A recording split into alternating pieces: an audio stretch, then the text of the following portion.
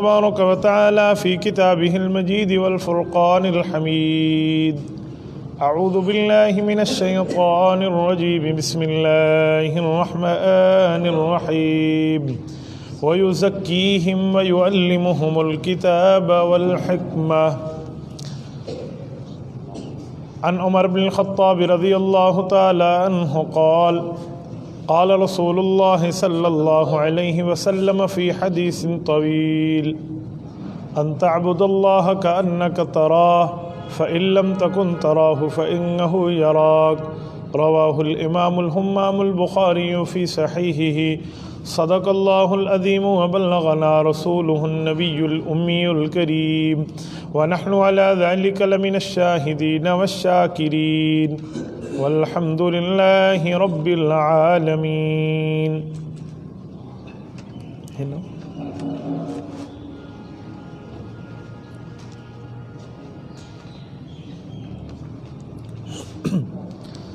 میرے معزز دوستو، آج 11 اکتوبر 2019 ہے۔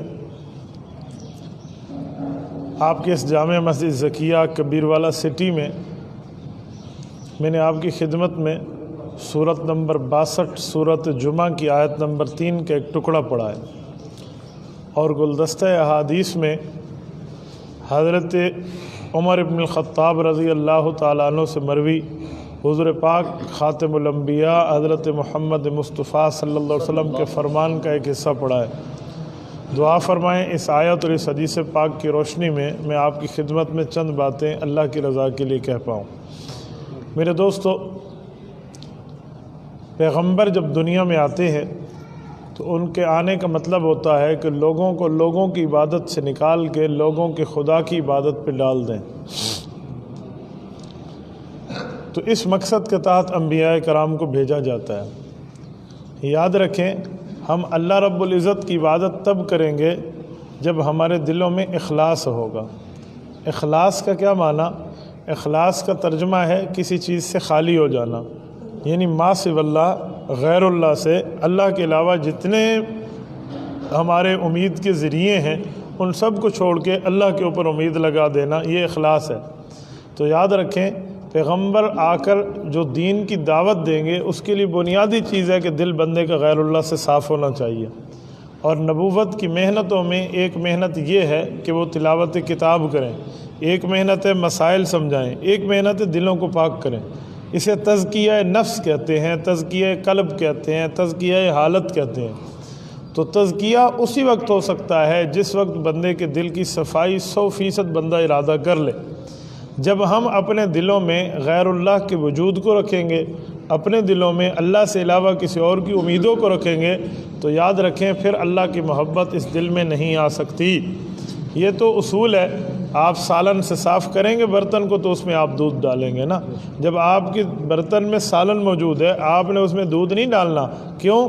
پہلے تخلیہ ہے پھر تحلیہ ہے۔ تخلیہ کا معنی خالی کرنا، تحلیہ کا معنی خوبصورت کرنا۔ تو یہ تبھی ہے ہم اپنے دلوں کو غیر کی محبت سے صاف کر لیں، غیر کی منشا سے صاف کر لیں، غیر کی طلب سے صاف کر لیں، تو پھر اللہ رب العزت کی محبت کا رکھنا یہ بات طے ہے کہ اگر اللہ راضی ہے تو شیطان راضی نہیں ہوگا آپ سے، اور شیطان راضی ہے تو رحمان آپ سے راضی نہیں ہوگا۔ یہ طے ہے، اس میں دوسری بات، دوسری رائے نہیں ہے۔ تو بس بندہ ترتیب کو ایسی بنائے کہ مجھ سے میرا اللہ راضی ہو جائے۔ جب ہم اللہ کی رضامندی دیکھ لیں گے پھر دنیا خود بخود کی رضامندی آ جائے گی، ہمیں دنیا کی رضامندی کی ضرورت نہیں ہے۔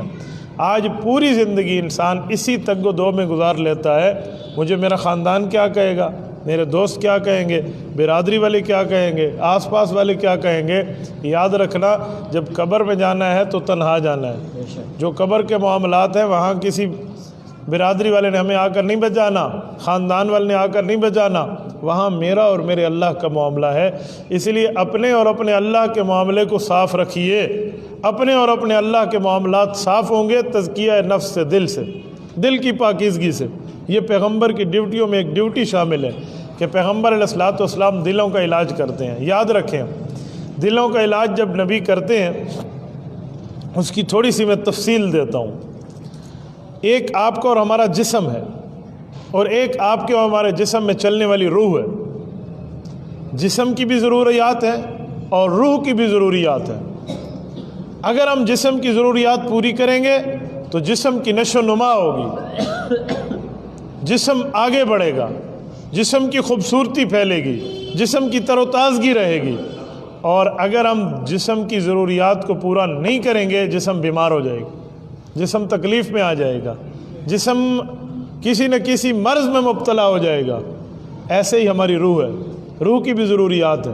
اگر ہم نے روح کی ضروریات پوری کر دی ہیں تو روح تر و تازہ اور خوش رہے گی، اور اگر روح کی ضروریات ہم نے پوری نہیں کی تو روح بیمار ہو جائے گی، جس کا اثر بندے کو اپنے اعمال میں نظر آئے گا۔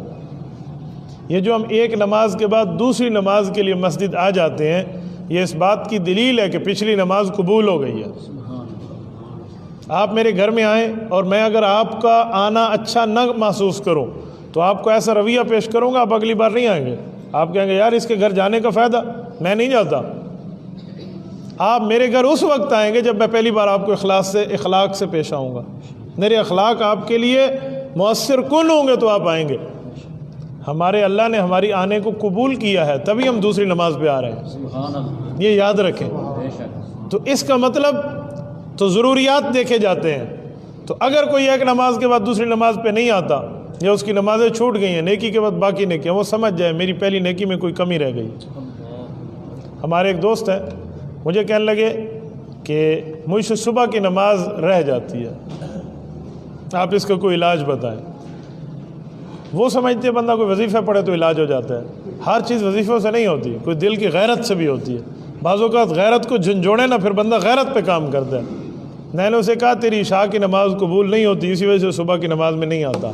اگر تیری عشاء قبول ہو جاتی تو صبح کی نماز میں آتا۔ اب اس کو فکر پڑ گئی، اب اس نے صبح نماز شروع کر دی۔ مجھے ایک بندے نے کہا آپ نے کون سی دعا کی؟ میں نے کہا دعا کی بات نہیں ہے، غیرت دلائی ہے اس کو۔ اگر تیری عشاء قبول ہو جاتی صبح نماز میں تو آتا۔ تو میرے بھائیوں، جس جسم اور روح کی ضروریات پوری ہوں گی تو اگلے اعمال میں ہماری اللہ کی رضامندی بڑھ جائے گی۔ اب جسم کی ضروریت کیا ہے؟ جسم کی پہلی ضرورت یہ ہے کہ جسم کو بھوک بھی لگتی ہے، جسم کو بیماری بھی لگتی ہے۔ جسم کو بھوک لگے تو ضرورت کیا ہے؟ غذا چاہیے، اور جسم کو بیماری لگے تو ضرورت کیا ہے؟ دوا چاہیے۔ غذا بھی جسم کی ضرورت ہے بھوک کے وقت، دوا بھی جسم کی ضرورت ہے بیماری کے وقت۔ تو اگر ہم نے جسم کو موقع پر غذا نہ دی، جسم تکلیف میں آ جائے گا، اور ہم نے بیماری کے موقع پہ دوا نہ دی تو جسم پھر بھی تکلیف بڑھتی چلی جائے گی اس کی۔ ایسے ہماری روح ہے، روح کو بھوک لگتی ہے تو روح کو غذا چاہیے، اور روح بیمار ہوتی ہے تو روح کو دوا چاہیے۔ ہم وہ لوگ ہیں جو جسم کی دوا کی فکر بھی کرتے ہیں، جسم کی غذا کی فکر بھی کرتے ہیں، نہ روح کی دوا کی فکر کرتے ہیں، نہ بیمار روح کی غذا کی فکر، نہ دوا کی فکر کرتے ہیں۔ کچھ ہمیں فکر نہیں ہے۔ دیکھیں جسم کہاں سے بنا ہے؟ زمین سے بنا ہے یا آسمان سے ہمارا بنا ہے؟ ہمارا جسم زمین سے بنا ہے نا، اور روح کہاں سے آئی ہے؟ آسمان سے۔ تو جسم بیمار ہوگا، اس کی دوا بھی زمین سے آئے گی۔ جسم کو بھوک لگے گی، اس کی غذا بھی زمین سے آئے گی۔ روح آسمان سے آئی ہے، روح بیمار ہوگی، اس کی دوا بھی آسمان سے آئے گی۔ روح کو بھوک لگے گی، اس کی دوا بھی، اس کی غذا بھی آسمان سے آئے گی۔ جسم کی غذا کیا ہے؟ سبزیاں ہیں، ترکاری ہے، گوشت ہے، پھل فروٹ ہیں۔ یہ حساب کتاب جو ہماری خوراکیں ہیں یہ ہم رکھتے ہیں جسم کی تر و تازگی کے لیے۔ ایسے روح ہے، روح کے لیے اچھا جب بیمار ہو جائیں تو ہماری دوائی جو ہے وہ جڑی بوٹیوں سے تیار ہوتی ہے نا۔ جڑی بوٹی کوئی آسمان سے توڑ کے تو نہیں لاتے، زمین سے ہی لاتے ہیں۔ تو جسم کو غذا چاہیے تو بھی زمین سے، دوا چاہیے تو بھی زمین سے۔ روح بیمار ہو جائے یا روح کو بھوک لگ جائے، روح بھوکی ہے، کس چیز کی ہے؟ اللہ پاک نے فرمایا 5 بار دن میں میری نماز پڑھ۔ تو دن میں جسم کو 3 بار کھانا دیتے ہو، روح کو 5 بار آپ نے کھانا دینا ہے۔ یہ نماز روح کی غذا ہے، یہ تلاوت روح کی غذا ہے، رمضان میں روزہ روح کی غذا ہے، بقرہ عید میں قربانی روح کی غذا ہے۔ یہ جتنی نیکیاں ہیں یہ روح کی غذائیں ہیں، یہ آپ نے اس کو دینی ہے۔ آپ نہیں دیں گے آپ کی روح کمزور ہو جائے گی۔ جب آپ اس غذاؤں سے غفلت برتیں گے تو کبھی آپ کی روح تندرست نہیں ہو سکتی۔ ایسے ایسے روح بیمار، بچہ کھانا نہ کھائے تو ہم کہتے ہیں نہیں بیمار ہوتا جائے گا۔ کھانا کھاؤ، کچھ کھائے گا، ہماری ڈی خان کی زبان میں کہتے ہیں بوٹی وٹا، یعنی اپنا کچھ کھاؤ اور اپنی جسم کے گوشت کو بڑھاؤ، نہ کھائے تو پریشان ہو جاتے۔ تو جب آپ کی روح غذا نہیں کھا رہی، یعنی آپ کو نیکی کی فکر نہیں ہے، تو اس کا معنی روح بیمار ہو چکی۔ ہوں روح دا ہاتھ بھی کھاؤ کسی نے، اب روح کا علاج چاہیے، تو روح کی دوا بھی آسمان سے آئی ہے۔ وہ کیا ہے؟ آپ اپنا علاج کریں، گناہوں سے روکیں، اللہ کی کلام کی تلاوت کریں، نیکیوں کی طرف آئیں، تو روح کی علاج بھی ہے۔ تو روح کی دوا بھی آسمان سے ہے، روح کی غذا بھی آسمان سے۔ تو جب تک ہمارے دل پاک نہیں ہوں گے اس وقت تک کام نہیں بنتا۔ جسم کی بیماری کا نام کیا ہے؟ بخار ہے۔ جسم کی بیماری کا نام کیا ہے؟ گردے کی تکلیف ہے، معدے کی تکلیف ہے، بلڈ پریشر ہے، شوگر ہے۔ روح کی بیماری کیا نام ہے؟ گناہ ہے، نافرمانی ہے، غیبت ہے، بد نظری ہے۔ اسی طرح کسی کے بارے میں گلا سوچنا ہے، کسی کا گلا کرنا ہے، کسی کی عزت کو خراب کرنے کے مترادف ہے۔ یاد رکھیں، آپ نے کسی مسلمان کی بے عزتی کر دی خواہ سے، ایک ہے نا اس نے کوئی غلطی کی تو آپ نے اسے سمجھانے کے لیے کہا بھئی یار یہ تیرے لیے برا ہے ذرا سمجھ، یہ نہیں، کسی کی عزت خاک میں ملانے کے لیے آپ نے اس کی بے عزتی کر دی ہے، کعبۃ اللہ سے گرانے پر بڑا گناہ آپ کو ملے گا۔ کعبۃ اللہ گرانے سے بھی بڑا، حدیث پاک میں ہے، اللہ کے رسول صلی اللہ علیہ وسلم بیت اللہ کے سامنے کھڑے ہوئے اور بیت اللہ کو مخاطب کر کے فرمایا یا بیت اللہ ما اعظمک، اے اللہ کا گھر تیری اتنی عظمت نہیں ہے جتنی مسلمان کی عزت نفس کی عظمت ہے۔ مسلمان کی عزت نفس کی عظمت ہے۔ آپ نے کسی مسلمان کی عزت نفس خاک میں ملائی ہے صرف اپنی تسکین اور اپنے مزے کے لیے، آپ نے بہت بڑا جرم کیا۔ یہ ہم نے اپنے روح کو بیمار کر دینا ہے۔ تو روح شفا یاب ہوگی کب؟ جب ہم ان جیسی بیماریوں سے نکلیں گے، ان جیسے غلطیوں سے نکل کے ہم نے باہر آنا ہے اور اپنی روح کو غذا بھی دینی ہے اور روح کی دوا بھی رکھنی ہے، پھر جا کر کام بنے گا، ورنہ کام نہیں بنتا۔ میں اس پر ایک مثال دیتا ہوں۔ روح کی بیماریوں میں بہت سی بیماریاں، کسی کا حق غصب کر لینا، کسی کا حق غصب کر لینا، یہ روح کی بیماری ہے۔ اس کا حق بنتے ہم نے حق غصب کر لیا، اس کو ہم نے اس کا حق نہیں دیا۔ کئی ایسے حقوق ہیں، اللہ نہ کرے والد کا سایہ سر سے اٹھ جائے، بھائی اپنے بہنوں کے حق غصب کر لیتے، وہ سمجھتے ہیں بیٹے کا ہی وراثت کا حق ہے، بس بیٹے ہی کرے، بیٹیوں کو کیا ہے، ابو نے ان کو جہیز دیا نہیں تھا، ہم سمجھتے ہیں جو ہماری بہنوں کو جہیز ملا ہے وہ گویا اس کی وراثت ہے، تو پھر ہماری شادی بھی تو ابو نے کرائی ہے، پھر جو ہمیں وری ملی ہے، جو ہمیں سامان ملا ہے، تو پھر میری وراثت بھی ہو گئی، زمین کسی مدرسے میں دے دو نا، پھر بہن بھائی دونوں کی ہو گئی ہے۔ تو ہم نے دوسروں کے حق غصب کیے ہیں۔ اللہ کے رسول صلی اللہ علیہ وسلم نے فرمایا من اخذ شبرا من الارض بغیر حق یطوق اللہ یوم القیامت 7 اراضین۔ توجہ، فرمایا اگر ایک بالشت آپ نے زمین کسی کی ناحق غصب کر لی ہے، 7 زمینوں کو توق بنے گا، آپ کی گردن میں قیامت میں ڈال دیا جائے گا۔ ایک بالشت، شبرم من الارض، شبرن جے کو آزادے ہک گٹ، یہ ایک بالشت، یہ رسول اللہ صلی اللہ علیہ وسلم کی حدیث ہے۔ اور آپ کو اور ہمارا نظریہ ہے کہ سورج مشرق کے بجائے مغرب سے نکل سکتا ہے، آقا نامدار صلی اللہ علیہ وسلم کا فرمان جھوٹا نہیں ہو سکتا۔ تو ہم نے کبھی اس پر غور کیا؟ ہم نے دوسرے کا حق کھا لیا۔ میرے دوستو، اسی طرح لوگ اپنے ماں باپ کا حق کھاتے ہیں۔ ماں باپ کا حق کیا ہے؟ آپ نے ان کے سامنے اونچا نہیں بولنا۔ یہ جو قرآن کریم میں ہے وَلَا تَقُلْ لَهُمَا اُف، یہاں اس کا بامحاورہ ترجمہ بنتا ہے ماں باپ کے فیصلے پہ اعتراض نہیں کرنا۔ اُفٍّ لَكُمْ وَلِمَا تَعْبُدُونَ، یہ اعتراض ہوتا ہے نا، تو آپ نے اعتراض نہیں کرنا۔ اور آج ہر مسئلے میں ماں باپ پہ لوگ کیڑے نکالتے ہیں۔ یاد رکھیں، یہ آپ دوسرے کا حق کھا رہے ہیں۔ اسی طرح بھائیوں کا حق ہے، بہنوں کا حق ہے، والدین کا حق ہے، یہ تمام حقوق ہیں۔ کوئی شادی شدہ ہو گیا ہے تو اس کے ذمہ اس کی بیوی کا حق ہے۔ اور آپ کو پتہ ہے ہمارے معاشرے میں یہ کتنی بیماری عام ہو گئی ہے کہ ہم حق کا معنی غلط سمجھتے ہیں۔ خاوند پر بیوی کا حق ہے، لوگ اس کا معنی کیا سمجھتے ہیں؟ تھپڑ مارنا، میرا حق ہے، میری بیوی ہے۔ یہ حق نہیں ہے، یہ ظلم ہے۔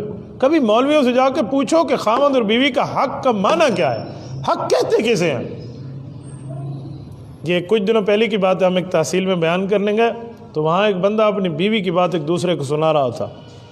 अखे ये बिशैती गाल मेरी मनेंदी नहीं, मैं भू वाली कोठी च डू उत्ते गोडे रख के ते डू लैन ना सीधी थी गई है। पता नहीं आप ना समझें, मेरे इलाके की बात है। कहते हैं जिसमें भूसा पड़ा था उस छोटी कोठी में मैंने इसको गिराया, दोनों घुटने इसके सीने पर रख के 2 थप्पड़ लगाए तो उस बीवी ने मेरी बात मान ली। मैंने कहा मैं बद्दुआ नहीं देता, लेकिन तेरी बेटी के साथ 4 थप्पड़ उसके चेहरे पे लगने वाला खामन मिलेगा जो 4 लगाएगा। आप बद्दुआ दे रहे? ओह सुभान अल्लाह, तू किसी की बेटी का हक खाएगा, तेरी धी को लोग हार पवे सन। ये क्या हुकूक हमने समझ लिए? ये हक नहीं है। पूरी शरीयत में बीवी को मुंह पे मारने का हक कहीं भी आपको नहीं मिलेगा। ये खामन समझते मेरा हक है, ये हक थोड़ी है। इसे हक नहीं कहते, इसे जुल्म कहते हैं।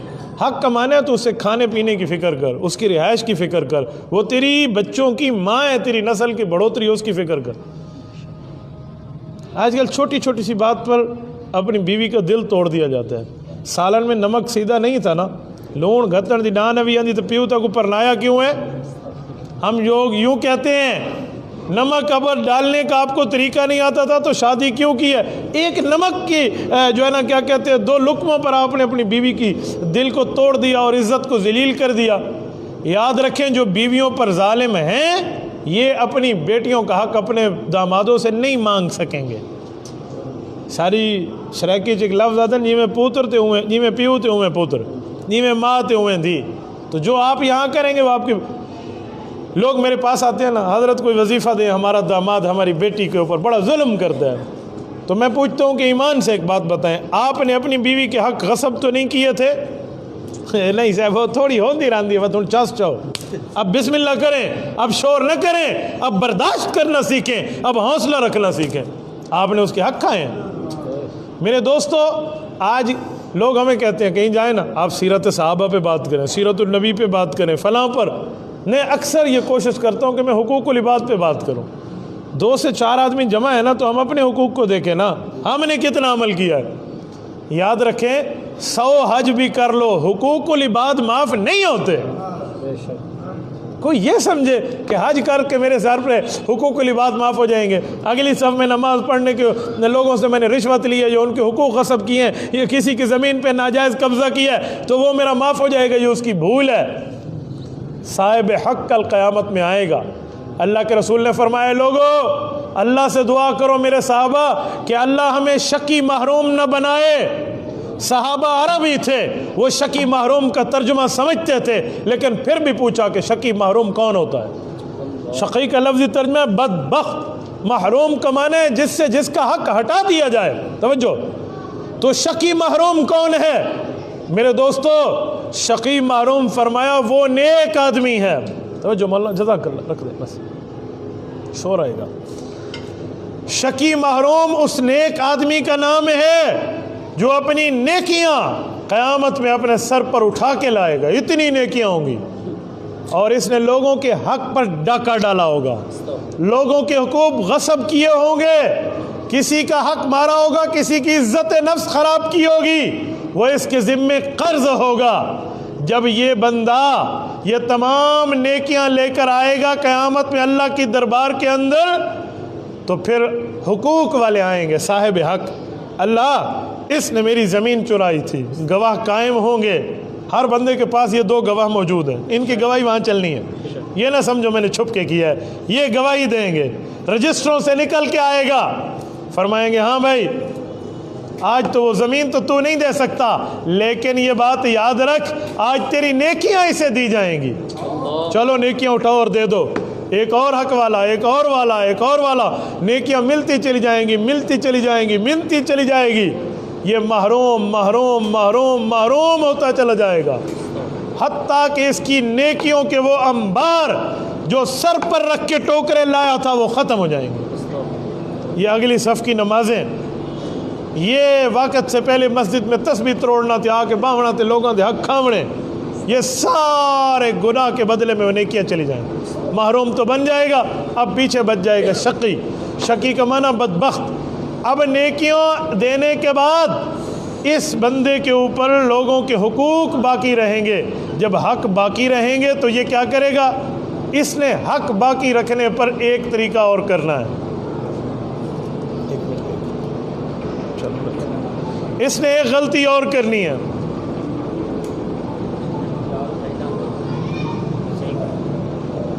بیٹا یہ منہ کے آگے نہیں کرو، نیچے رکھو، بند کرو بس. اس کی ایک غلطی اور ہوگی، وہ کیا ہے؟ لائن لگی ہوگی، حق والے ابھی باقی ہیں. اچھا باقی ہو گئے ہیں، اچھا بھی کیا کریں؟ فرمایا جو دوسرے بندوں کے گناہ ہیں نا حق والوں کے، وہ گناہ اسے دے دو تاکہ آج حق برابر ہو جائے. تو جو گناہ نہیں کیے تھے وہ بھی لوگوں سے لیتا چلا جائے گا اور حق پورے ہو جائیں گے، اور جو نیکیاں کیے تھے وہ بھی دے دے گا. تو یہ نیک آدمی جہنم چلا جائے گا، وہ جن کے حق کھائے تھے وہ جنت چلے جائیں گے. یہ شقی محروم ہے جس نے نماز خود پڑھی، روزہ خود رکھا، حج خود کیا، زکوٰۃ خود دی، نیکیاں خود کیے، اور یہ دوسرے کے اعمال نامے میں دیکھے گا میری نیکی اس کے اعمال نامے میں، میری نیکی اس کے اعمال نامے میں، میری نیکی اس کے اعمال نامے میں. فرمایا یہ شقی محروم ہوگا. تو میرے دوستو یہ تمام چیزیں ٹھیک ہوں گی کب؟ جب بندے کا تزکیہ نفس ہوگا، تزکیہ قلب ہوگا، دل پاک ہوگا دنیا کی محبت سے، دل پاک ہوگا لالچ سے، دل پاک ہوگا کسی کے حق کھانے سے. تو اپنے دلوں کو پاک رکھنا سیکھیں. وہ کہتے ہیں نا کرتے ہیں لوگ مال جمع کس کے لیے؟ یہاں سلتا ہے آدمی کا کفن جیب کے بغیر. جیب کے بغیر کفن سل رہا ہے، جیب کے بغیر کفن میں جیب نہیں ہوتی. تو اس سے آپ آسانی سے اندازہ لگا سکتے ہیں کہ جب کفن میں جیب نہیں ہے تو آپ نے کفن میں لے کر کیا جانا ہے. جب آپ نے کفن میں لے کر کچھ نہیں جانا، جب آپ کی جیب میں، آپ کی کفن میں جیب ہی نہیں ہے، تو پھر آپ مال حرام اور حلال کوئی فرق نہ کرتے ہوئے جمع کیوں کرتے ہیں؟ اس 100 روپے حرام سے 1 روپیہ حلال کا اچھا نہیں ہے؟ کہتے نہیں ہے پرائے پتر کو لاپڑی دھی چنگی. تو میرے دوستو ہم دوسرے کے مال کو ہڑپ کر کے لے لیں، اور آج لوگ سمجھتے ہیں کس کو کیا پتہ ہے. یاد رکھو جب بندہ کسی پہ ظلم کرتا ہے ہاتھ سے، پاؤں سے، طاقت سے. قرآن کریم سورۃ یاسین پارہ نمبر 23 اللہ نے اعلان فرمایا الیوم نختم علی افواہہم وتکلمنا ایدیہم وتشہد ارجلہم بما کانوا یکسبون. فرمایا قیامت کا دن ہوگا، منہ پر مہر لگے گی. مہر کا معنی کیا ہے؟ آپ نے خط لکھا، آج کل میسج آ گیا ہے تو خط لوگوں کو بھول گیا ہے. خط لکھتے تھے تو ڈاک خانے میں جا کر دیتے، وہ خط بند کرنے کے بعد اوپر مہر لگاتے. مہر کا معنی یہ اب ڈاکیا بھی نہیں کھول سکتا. کون کھولے گا؟ جس کے پاس خط پہنچے گا. تو اب مہر کا معنی سب کچھ بند ہو گیا. تو الیوم نختم علی افواہہم، منہ کی دلیلیں تمہاری بند کر دی جائیں گی، تم بول نہیں سکو گے. بولنے والا بندہ اپنے حق یا اپنے خلاف بولنے میں گونگا ہو جائے گا. اچھا اب کیا ہوگا؟ وَتُكَلِّمُنَا أَيْدِيهِمْ، ہاتھ کی انگلیاں، ہاتھ کے پورے، ہاتھ کی ہتھیلی، ہاتھ بولے گا اس نے کون کون سے غلط کام کیے. ایک بندہ مجھے پوچھنے لگا ہاتھ کیسے بولے گا؟ میں نے کہا، ایک بندے نے کہا میں نے اس پسٹل سے اس کو قتل نہیں کیا، یہ جھوٹ ہے میرے خلاف. تو آج کل کی حکومت کیا کرتی ہے؟ اس کے ہاتھ کے انگوٹھے کو اٹھا کے اس کا فنگر پرنٹس لیتے ہیں، اور اس پسٹل پہ لگا ہوا فنگر پرنٹ اگر میچ ہو جائے تو کہتے ہیں تو نے کیا، تیرے ہاتھ نے گواہی دے دی ہے. دنیا کی جدید سائنس فنگر پرنٹ لے کر یہ طاقت دکھا سکتی ہے کہ اس بندے پر فرد جرم عائد ہو جائے. خالق کائنات کی طاقت بہت بڑی ہے.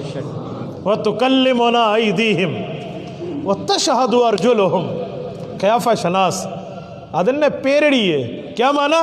یہ پاؤں کے نشانات جانتا ہے. تو وَتَشْهَدُ أَرْجُلُهُمْ، تمہارے پاؤں کے نشانات قیامت میں بولیں گے یہ پیر نل کیرے مکالے ملیا. یہ وہ بتائے گا بما کانوا یکسبون، کیا کیا کرتا تھا. یہ قرآن کریم کی ایک اور آیت میں ہے بلا قادرین علی ان نسوی بنانا. اے لوگو ہم ہاتھ کے پورے واپس کرنے پہ بھی قادر ہیں. بنانا، ہاتھ کے پورے جب آتے ہیں ڈوڈنا، یہ پورے. تو ہاتھ کے پورے اللہ نے 1400 سال پہلے فرمایا ہے. یہ فنگر پرنٹ کا کانسیپٹ آ جایا ہے کہ فنگر پرنٹس ہے اس میں. تو ایک بندے کا فنگر پرنٹ ہو، آئی پرنٹ ہو، یہ دوسرے بندے سے میچ نہیں کرتا. ہر بندے کا اپنا اپنا ہے. تو فرمایا میں تمہارے ہاتھ کے فنگر پرنٹس واپس کرنے پہ بھی قادر ہوں. تو قیامت میں جو ظلم ہم نے ہاتھ پاؤں سے کیے ہوں گے دینے پڑیں گے. تو میرے دوستو، میں نے جامع مسجد زکیہ ہے نا آپ کی، اسی وجہ سے تزکیہ نفس پہ بات چلائی تھی کہ مسجد کا نام دیکھ کے ہم خود کو پاک کر لیں اور اپنے دلوں کو صاف کریں۔ اللہ آپ کو اور ہمیں صراط مستقیم عطا فرمائے۔ وآخر دعوانا ان الحمد للہ رب العالمین۔ ایک اعلان سن لیں، آپ میں اکثر نوجوان بیٹھے ہیں، اکثر نوجوان انٹرنیٹ سے آپ ریلیٹڈ ہیں، تو لوگ انٹرنیٹ پر گانے شیئر کرتے ہیں، بری چیزیں شیئر کرتے ہیں، بری چیزوں کو لائک کرتے ہیں۔ آپ نے کوئی بری چیز اپنی آئی ڈی پہ لے لی نا، اور اللہ نہ کرے آپ کا انتقال ہو گیا، تو پھر آپ کا پاس ورڈ آپ کے پاس ہے، پھر کسی اور کے پاس نہیں ہوگا کہ وہ اس کو ڈیلیٹ کر دے۔ آپ قبر میں ہوں گے اور گناہ آپ کا دنیا میں جاری ہوگا۔ اسی لیے برے کام سے بچیے۔ آپ اچھی چیزیں شیئر نہیں کر سکتے تو برے تو نہ کریں۔ اگر آپ نے ہمارے بیانات کو وزٹ کرنا ہو تو میں آپ کو لنک دے دیتا ہوں، آپ اس کو اپنی فیس بک سے، گوگل سے، یوٹیوب سے ڈاؤن لوڈ کریں تو آپ کو بیانات پورے ملیں گے۔ آپ گوگل پہ لکھیں یا یوٹیوب پہ لکھیں مفتی عبدالواحد قریشی، تو آپ کو ہمارے بیانات کی پوری لسٹ ملے گی، ایک ایک عنوان پہ۔ اس کو شیئر کریں اور اس میں آپ ہمارے تعاون کا ساتھی بنیں۔ جزاکم اللہ تعالی۔